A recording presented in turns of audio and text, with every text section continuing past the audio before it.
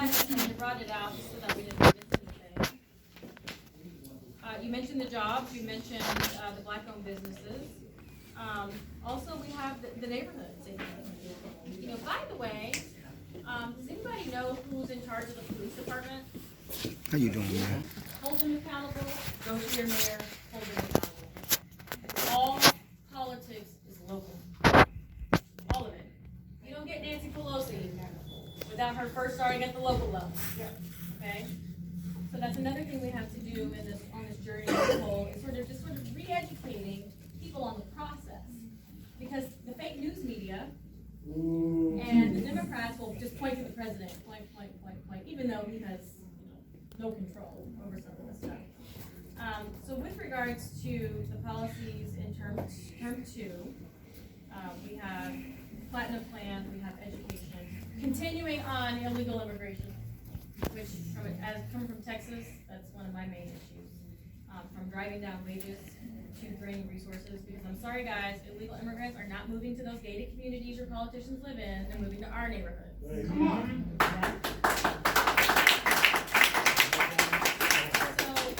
I applaud the administration for the dedication, and as much pushback as you guys get from the press, as much pushback as you get. I mean, you're a black woman. You're not supposed to work for Trump. I'm supposed to be stacking groceries on Joe Biden. I found out for the first time I wasn't black. My son was shocked.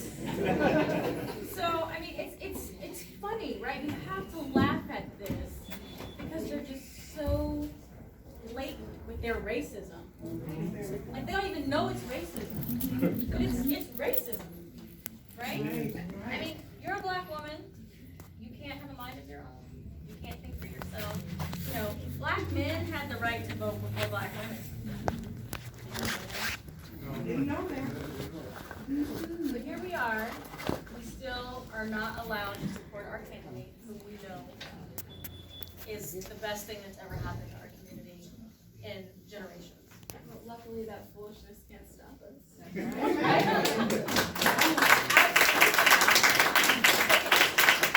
fun though, guys. It's so fun when you get to go out on the trail. You get to take people like Nicole out on the trail. And I got to tell you one story about this hip hop summit that I did in Atlanta. Puff Daddy had this hip hop summit. I was there with Killer Mike and Candace Owens and T.I. Those guys were there. And it was so funny because afterwards you have 400 young, hungry black kids that are just like at this hip hop summit listening to all this political stuff. And afterwards, they would come over and want to take pictures. And one of them said, "Can I touch you?" And I was like, "Okay." And I've never seen a black Republican in person before. And I said, I bet you have, they just didn't tell you that. So we gotta continue to lead by example. And Laura Trump tells this story all the time on the road about 2016 and how a lot of the supporters were, in the back doing this, like that kind of thing. And now they're just loud about it. Right. Now you've got flags flying all over the place. Yep. Let's go! Let's go! Let's go! They're not hiding it anymore. That's right. So we really have to capitalize on that momentum just to show. And I'm telling you, come election day, people are going to know it's okay. Yes. It's okay to support your president because your president is supporting you. That's right. So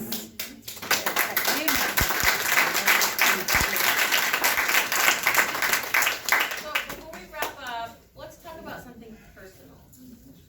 Because everybody likes to hear stories about the president. Like the stories they don't get to hear in the press. Does he really eat McDonald's? Right? Does he really drink Diet Coke? Yes. What is a personal story, being a woman, being a black woman? What has your experience been working with the president?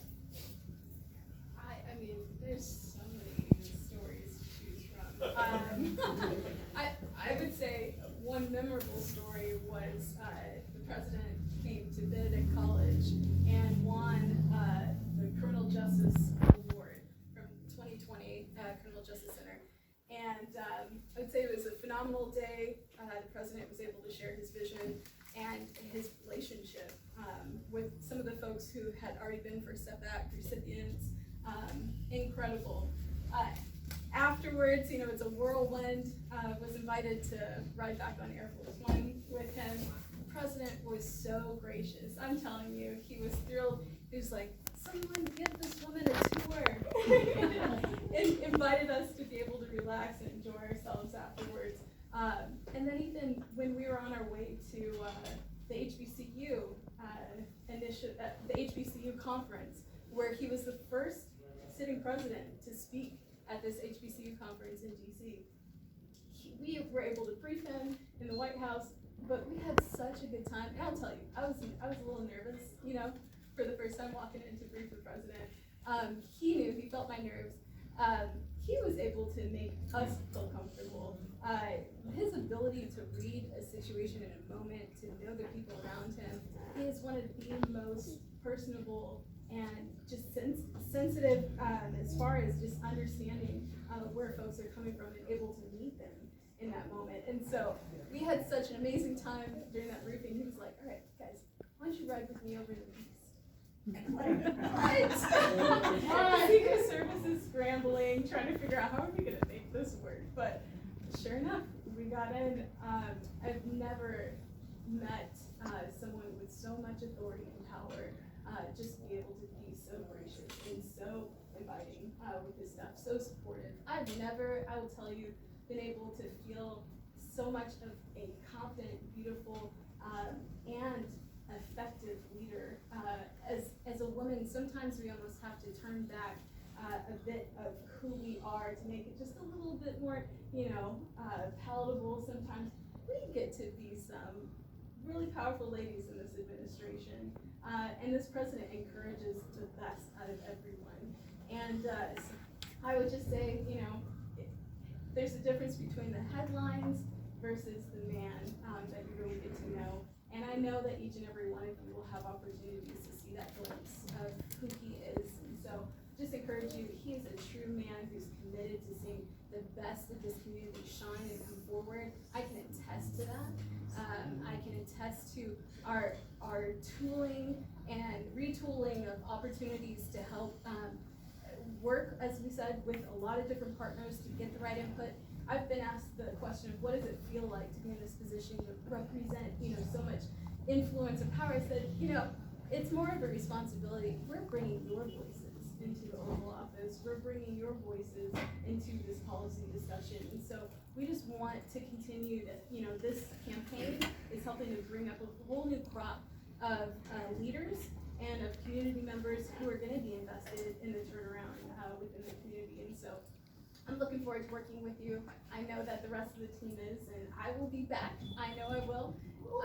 We've been out here with Jared Kushner, Jerron Smith, visiting and getting to meet your team. I know that there's a number of great projects and work that's going on, so we'll be engaged.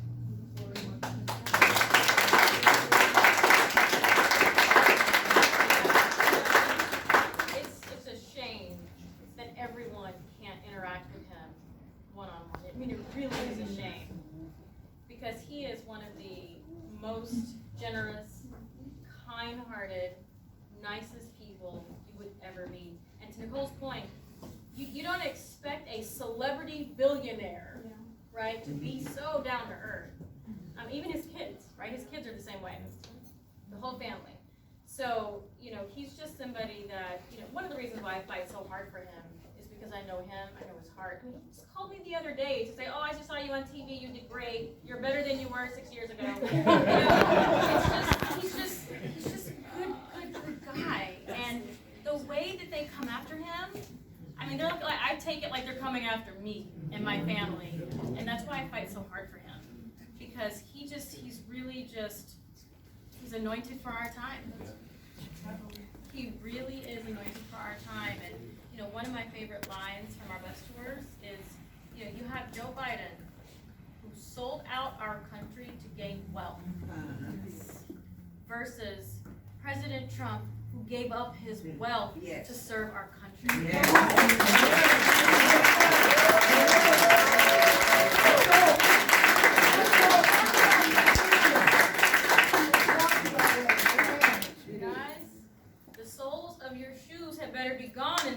We have got to really send a shockwave through this city and through this country. So with that, I will wrap it up here. Do we have any questions? Yes, sir. I'd like to say for you, I did a little research, and I'm very impressed with your story about the individual life and how you Oh, came thank you. from. I'm impressed. And also, just for everyone who's in here that may not know, you said something about reaching out to your local level. So know who your alder person is for your district. You can go to Milwaukee.gov, type in your address, that'll tell you who your alderman person is. Get their email address. If you have any questions, concerns about the roads or your neighborhood, email them. They'll give you their assistant. And also, complaints about the police, contact the Fire and Police Commission. Here you have to go through that process. Perfect. So that's your channel of avenues right there. Yes, I ma'am. just had, you was getting ready to say something about choice, but you went into something else. Could you just come touch bases with that? 'Cause that's my passion, choice. I'm a preschool teacher. And I love it when I can come in and have an opportunity to pray with my children. And Thank you, ma'am. just talk. Thank you. you. So, I love choice. Well, you know, choice was definitely on the original plan in 16, and some of the work that's already been done on it just isn't out in the public because the press won't report on it. You know, the system that they have right now is a little complicated because they have exchanges set up so that people can donate to this exchange. That can then be sent to the parent to use for their child. That way, there's no federal dollars that are exchanged, and they can use it for like tax credits. So it's a complicated, like you cannot get through how the system works in a television meeting. So it's difficult to get through it. But I believe there's 17, maybe more by now, 17 states that already have these exchanges set up. So the idea, and Nicole, you can go into this a little further, because you know I've been asking for the actual, like a hard copy of a reformed sort of school choice plan. I know that's in the process. Do we know where that might be now? So there's school choice now. I know Senator Tim Scott has been really a longtime champion for this. Secretary Betsy DeVos really has, along with the president's support, is championing a number of pieces of legislation right now that is in the Senate. And so I know that there's again a commitment from this president that a zip code should not determine a child's education.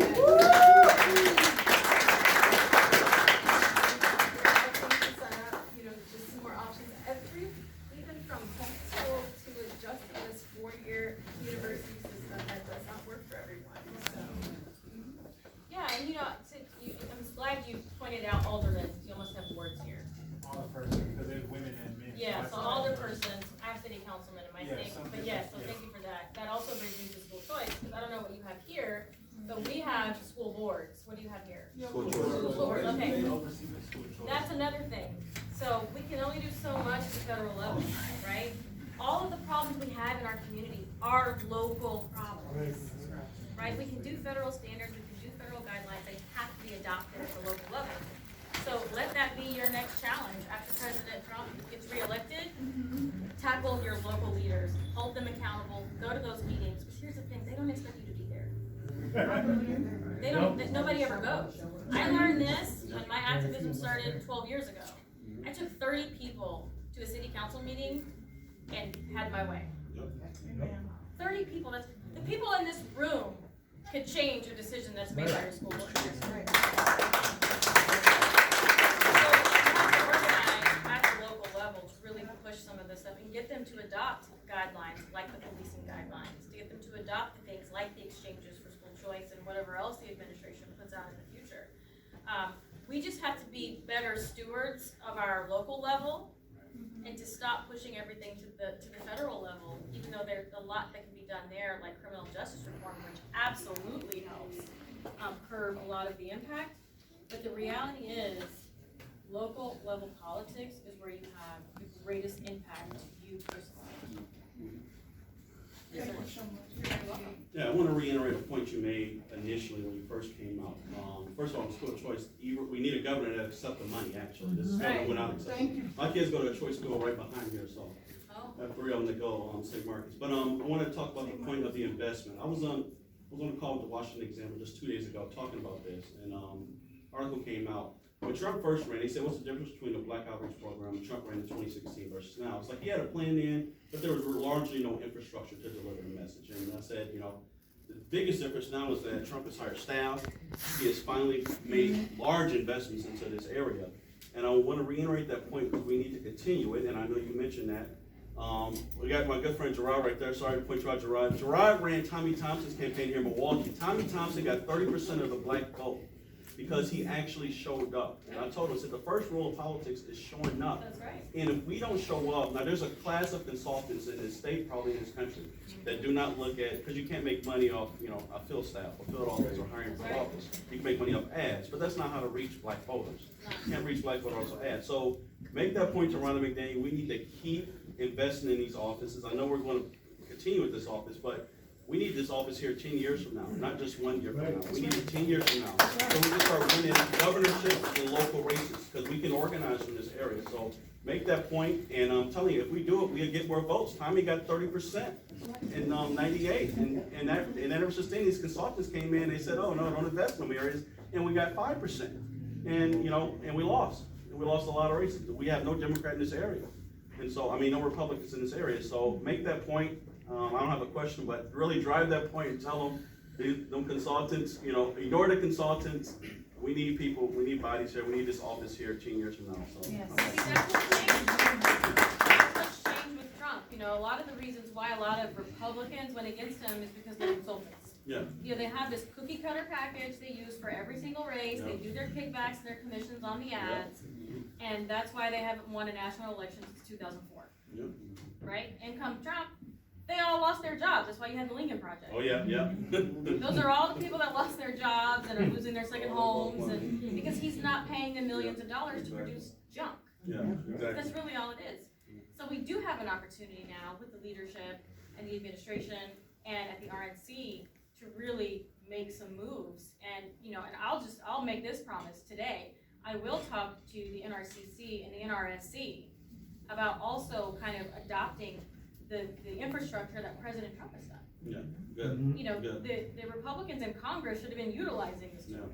Right. The Senate should be utilizing this Throwing away infrastructure. votes. Yep. Throwing away votes. Yeah, but, you know, it's that whole, Republicans just aren't, they're just not sure. Yeah. You know, are they gonna listen to us? Do they care? Are they gonna call us racist? They don't know. That's why we're showing them. Yeah, thank you. And so once we get through November and they see the fruits of your labors, they'll say, well, maybe they will listen to us. Maybe we can go to the community because their package is terrifying, right? But now we have a model that works, and they've seen the pictures.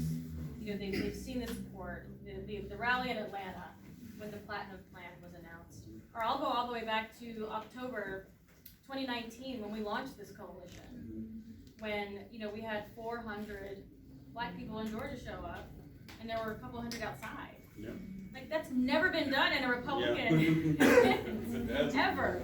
So they see this, and so now what I'd like to do is just to take that to the congressional level and to the senatorial level, and hopefully the folks in the states will also adopt a similar protocol, because again, you gotta show up, Yeah. you gotta treat black voters like everybody else. Yeah. With respect, tell them who you are and ask for the vote, and it's gonna be game changing. Now that we have Latino voters outnumbering black voters, this is what the Democrats thought. They thought the black vote wouldn't matter anymore, because now they can just focus on Latinos and Hispanics. Yep. What we've been able to do, which was my goal, is to make the black vote matter, Yes. moving after 2020.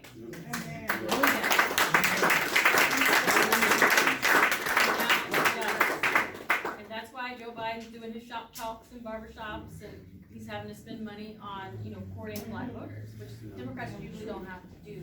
And so at the end of the day, we have won here, because now the black vote is competitive again. Yes. So President Trump is I have a question. The question is, not a question, but we've had Obama for 8 years in office. What I've seen, we are producing what Obama has done for the 8 years in office. My question is, I know we have to start from the local situation here. But this is more than local situation here, because for 8 years in office, he's been lawlessness.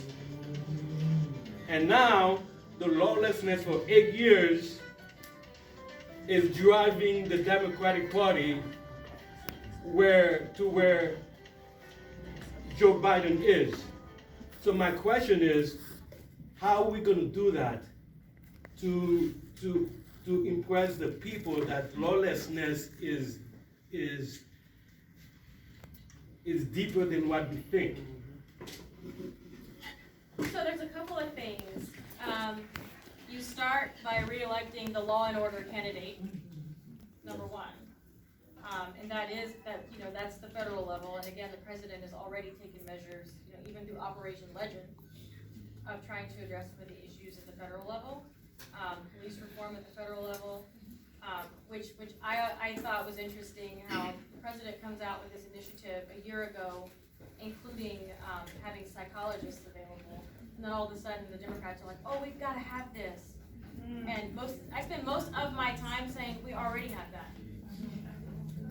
Like we've already done this. So, yeah, in 4 months, we've had over 4,000 police departments adopt new standards for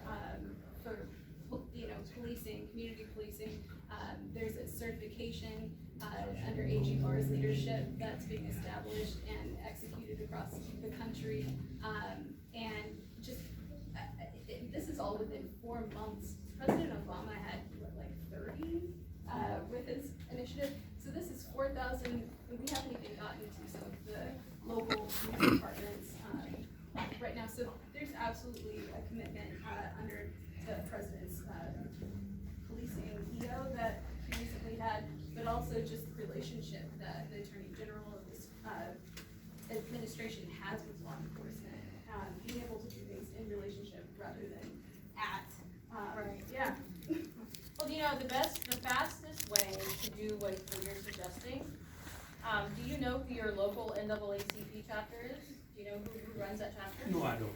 I just moved here for. Okay, what you guys need to do is to find out who your local NAACP folks are and tell them to pressure the national people to sit at the table. Okay. They won't even sit at the table. So how are we gonna do anything if the people at the local level aren't even coming to the table at the national level?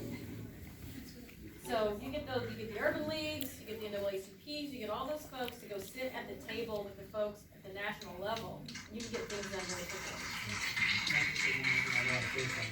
Just to say something, because he mentioned former President Obama. I like to say, and once like you, I was neither Democrat or Republican, but now I say I'm a still Republican. But I did vote for Obama. I wrote Obama in both administrations about the things that's going on in Wisconsin, especially Milwaukee. No response. I wrote President Trump one letter. I got a response right away. A couple of weeks later, he said, hey, we appreciate you telling me this, and we'll look into it, and we'll call you. I know that's a federal level, but I'm just saying, I got a response. That matters, so that says that he cares. That's a good point, that's the kind of guy he is. I don't know if he did it, but his administration still. Yeah. That just said that he They're cares. paying attention, the whole administration, the whole team is paying attention. No response from the Obama administration, either time. Not surprised. We have last question, two questions. Yeah, along those same lines, I remember I read a book, and in it, Barack Obama was quoted as saying, prior to his inauguration, prior to him taking office, he said that the root cause, or one of the root cause, if not the root cause, of lawlessness, of crime, teen pregnancy, he said was absentee fathers. I remember that. He said He that. said it in his speech too. And for the next Yeah. 8 years, he did nothing. He did nothing to address the root cause. For me as an engineer, I have to find out what the root cause is. I can talk about all I want, but until you identify, address, and get rid of the root cause, the problem is gonna keep coming That's back. right. So for 8 years, he did nothing. President Trump has put together a commission, and he's added people like Larry Elder, and he said, I want you to do Say that again. Well, Joe He's addressing it. That's exactly right. Joe Biden signed the bill and passed it to former President Clinton that took those black fathers out of the home. Come on, talk I mean, the about that. predators. I'm sorry. That's what's up. Okay. He still hasn't apologized for that. Talk about it. I've heard a lot, very good stuff, but you said that it's all federal and he doesn't seem like he's done much local. I kind of beg to differ. That is a little program that nobody has seemed to have said nothing about it today, called Farmers and Families. Oh, yeah. I don't know if you guys want to discuss that or explain that, but it's a tremendous program that's going to take, that just in the last 90 days, I've seen 250,000 meals because of this administration throughout this community.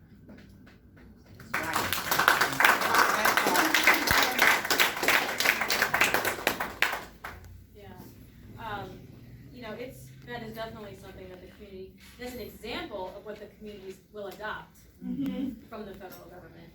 Okay. And that's unfortunate. Wow. You know, they'll accept some things, but not all things, even though those bigger things make a huge impact. You know, but again, you know, the federal level can only do so much, and they offer a lot of help and a lot of support and a lot of resources. So I'm glad to know that they've accepted that help and resource there. They'll accept it for your public schools too. But they Yes. won't accept it for private schools or Thank you. charter schools or home schools, right? So they pick and choose. You know, I call it the Bible buffet, Okay. right? But I think we have an opportunity now, with enough strength behind the Black vote, to demand change. Because it is the only way. You can't hope for change. No, you can hope all day. But if you want change, you have to demand it. And at this level, you do that by voting. And if you can't vote, you do that by getting other people to vote. You do that by educating your neighbors, by educating your coworkers. You know, they know you. They see you at church. They see you in the grocery stores. They see you at schools. You're the ones that have the power to change their minds. Nicole and I can do this all day, every day. But your neighbor's gonna take what we say through that filter of the fake news media and just assume that, you know, what we're saying is not true. I literally heard a lady tell me once after seeing Alice Johnson talk about being released from prison because of President Trump. She said, I don't believe that. She said, I have to talk to that woman myself to believe that. This is what we're up against, okay? That they know you and they'll trust you. So we're all in this together.